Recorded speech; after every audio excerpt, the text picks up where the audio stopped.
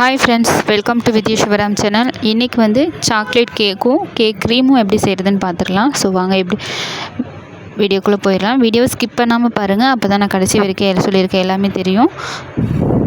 So video பார்க்குறதுக்கு முன்னாடி நம்ம சேனலை சப்ஸ்கிரைப் பண்ணாதவங்க சப்ஸ்கிரைப் பண்ணி வச்சுக்கோங்க. பெல் பட்டனையும் கிளிக் பண்ணிவிடுங்க. இது என்னுடைய அன்பான ரிக்வெஸ்ட்டு. ஸோ வாங்க எப்படி செய்கிறதுன்னு பார்த்துடலாமா. ஃபஸ்ட்டு ஒரு சலடை வந்து எடுத்து வச்சுக்கலாம். ஒரு பாத்திரமும் ஒரு சலடையும் எடுத்து வச்சுக்கலாம். நான் வந்து 200 கிராம் கப்பு வந்து எடுத்துருக்கிறேன். 200 கிராம் வந்து மைதா மாவு வந்து எடுத்துருக்கிறேன். அதில் அரை கப் வந்து கொக்கோ பவுடர் வந்து சேர்த்துக்கிறேன். பேக்கிங் சோடா வந்து 2 டீஸ்பூன் சேர்த்துக்கோங்க 200 கிராமுக்கு, அப்போ தான் சரியாக இருக்கும். பிஞ்ச் அளவுக்கு உப்பு. இப்போ இதை வந்து ஒரு 3 டைம் நல்லா சலிச்சு எடுத்துக்கலாம்.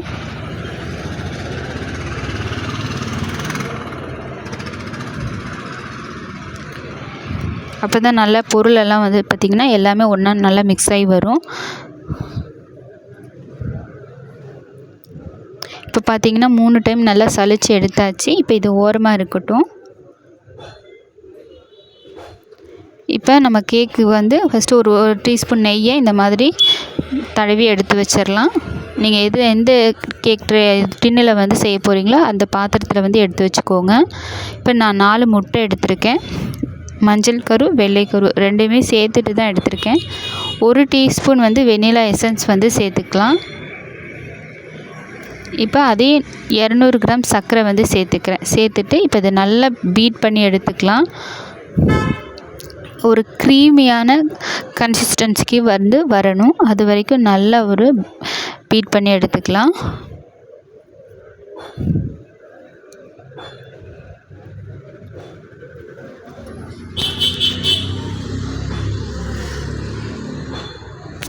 இப்போ பார்த்திங்கன்னா ஓரளவுக்கு நல்லா க்ரீமியாக வந்துருச்சு. இன்னும் கொஞ்சம் நேரம் அடித்தோம்னா நல்லா க்ரீமியாக வந்துடும்.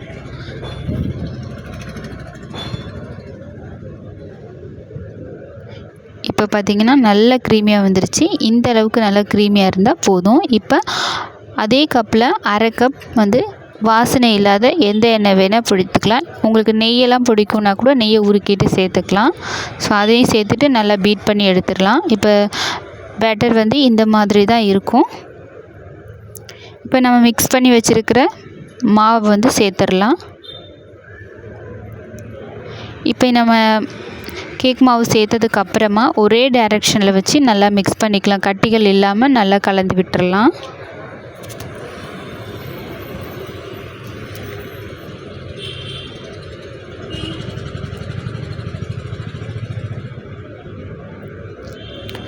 நம்ம ஒரே டைரெக்ஷனில் வந்து கலந்து விடும்போது மட்டும்தான் நமக்கு வந்து கேக் நல்லா ஃப்ளஃபியாக வரும். நம்ம ஆப்போசிட் டைரெக்ஷனில் கலந்து விடக்கூடாது.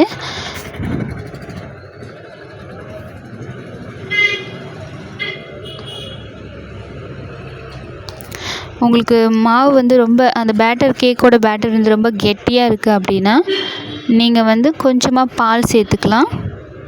இப்போ நான் வந்து இதில் கொஞ்சமாக பால் வந்து சுட வச்சு ஆற வச்ச பால் வந்து கொஞ்சமாக சேர்த்துக்கிறேன். இப்போ அதில் சொல்லணும்னா ஒரு 2 டீஸ்பூன் 1/4 கப்புக்கு வந்து பால் வந்து சேர்த்துருக்கேன். சேர்த்துட்டு நல்லா கட்டிகளே இல்லாமல் நல்லா மிக்ஸ் பண்ணி எடுத்துடலாம்.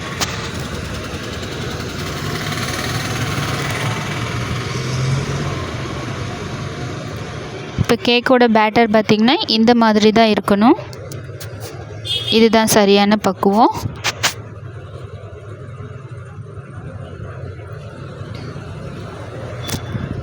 இப்போ நம்ம நெய் தடவி வச்சுருக்கோம் இல்லையா, அந்த பாத்திரத்தில் வந்து இதை சேர்த்துடலாம். ஒரு குக்கரை ஃப்ரீ ஹீட் பண்ணிக்கலாம். ஒரு 10 நிமிஷம் நல்லா ஃப்ரீ ஹீட் பண்ணிவிட்டு ஒரு ஸ்டாண்டும் வச்சிடலாம். இப்போ நம்ம கேக் பாத்திரத்தில் ஊற்றிட்டு 40 நிமிஷம் அல்லது 45-50 நிமிஷம் நல்லா வேக வச்சு எடுத்துக்கோங்க. வெயிட் வந்து போடக்கூடாது. வெயிட் போடாமல் ஒரு 40லேருந்து 45 நிமிஷம் வேக வச்சுக்கோங்க. செக் பண்ணி பாருங்கள் வெந்துருச்சா அப்படின்னு. இடையில ஒரு டைம் வெந்துருச்சு அப்படின்னா நீங்கள் ஒரு ஸ்டிக் வச்சு குத்தி பார்த்திங்கன்னா நமக்கு ஒட்டாமல் வந்துச்சுன்னா கேக் வந்து வெந்துருச்சுன்னு அர்த்தம். இப்போ அந்த கேக்குக்கு வந்து ஒரு க்ரீம் வந்து ரெடி பண்ணிடலாம்.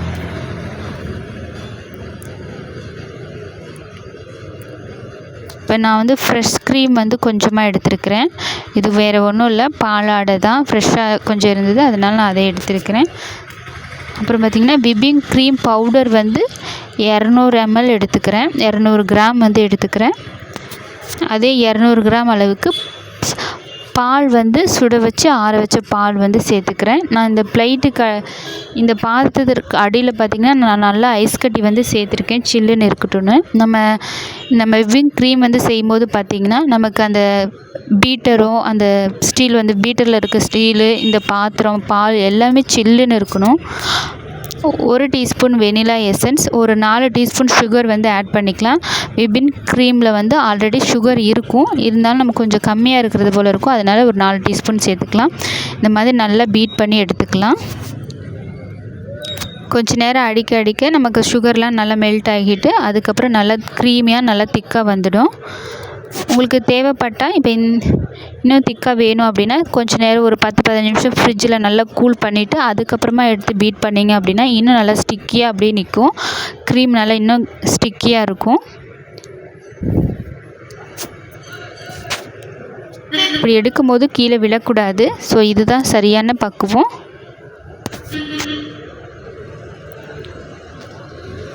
ஸோ இப்போ இதை எடுத்து ஃப்ரிட்ஜில் வந்து வச்சிடலாம். இப்போ பார்த்திங்கன்னா கேக் வந்து நல்லா வெந்துருச்சு, நல்லா ஒட்டாமல் வந்திருக்கு. ஸோ இப்போ இதை எடுத்துடலாம். கேக் வந்து எடுத்துகிட்டு சூடு ஆறுனதுக்கப்புறமா இப்படி போட்டு லைட்டாக தட்டணும் அப்படின்னாவே நமக்கு கேக் வந்து வெளியே வந்துடும். ஸோ அடியில் நம்ம வச்சுருக்க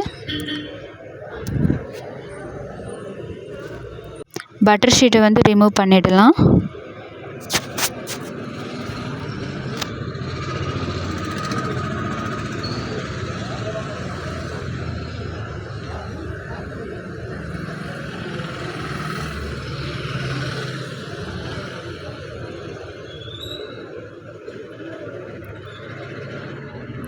கேக் பாருங்கள் நல்லா ஃப்ளஃபியாக நல்லா சாஃப்டாக இருக்குது. ஸோ இப்போ இதை நம்ம 2-3 பீஸாக வந்து கட் பண்ணிக்கலாம்.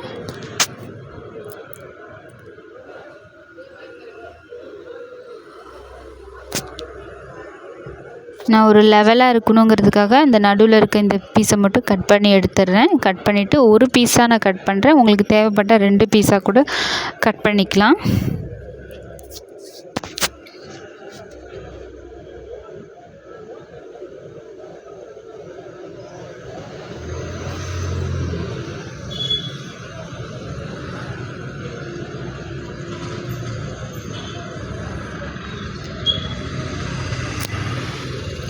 பாருங்கள் கேக் எந்த அளவுக்கு சாஃப்டாக இருக்குன்னு. டேஸ்ட்டும் ரொம்ப சூப்பராக இருக்கும். இப்போ இந்த கேக்கையும் எடுத்துகிட்டு அடியில் வந்து க்ரீம் வந்து வச்சிடலாம். இப்போ நம்ம கட் பண்ணி வச்சுருக்க கேக்கையும் வச்சுட்டு இதில் வந்து சுகர் சிரப்பை வந்து ஆட் பண்ணிக்கலாம்.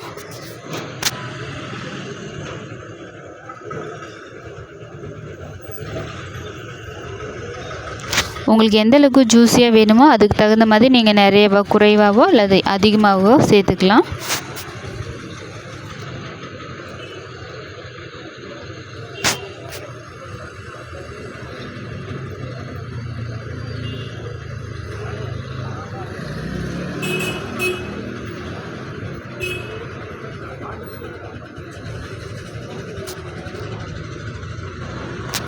இப்போ இதுக்கு மேலே நம்ம ரெடி பண்ணி வச்சுருக்க க்ரீமை வந்து அப்ளை பண்ணிடலாம். உங்களுக்கு எந்த அளவுக்கு திக்காக வேணுமோ அந்தளவுக்கு நல்லா நிறைய வந்து வச்சுக்கலாம். நான் வந்து லைட்டாக தான் வைக்கிறேன்.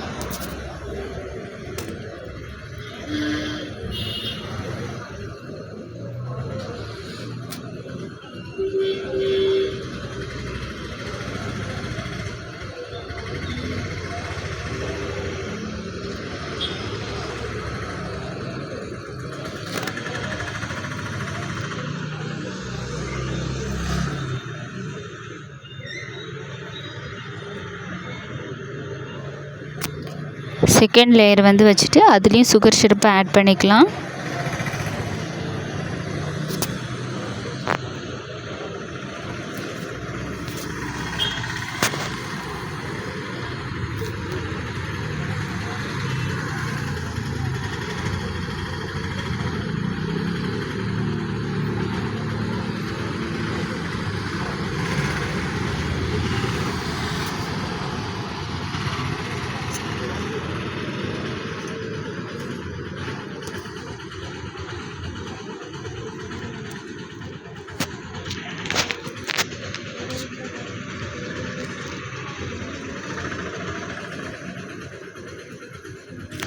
ஸோ நல்லா சுகர் சிரப்பை ஆட் பண்ணதுக்கப்புறமா க்ரீமை வந்து அப்ளை பண்ணிடலாம்.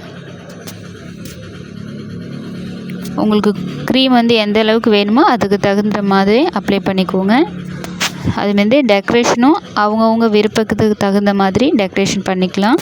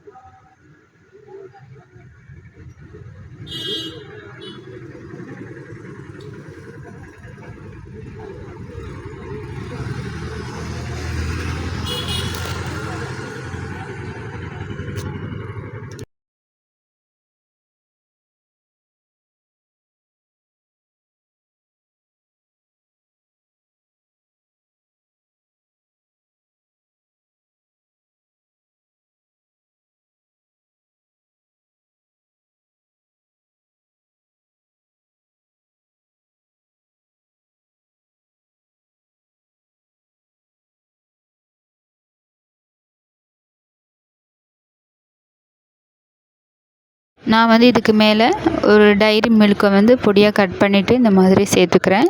இது ஒரு டெக்கரேஷனுக்காகவும் ஸ்வீட்டும் டேஸ்ட்டும் ரொம்ப நல்லாயிருக்கும். நீங்கள் உங்களுக்கு பிடித்த மாதிரி சாக்லேட்டுகள் வந்து சேர்த்துக்கலாம்.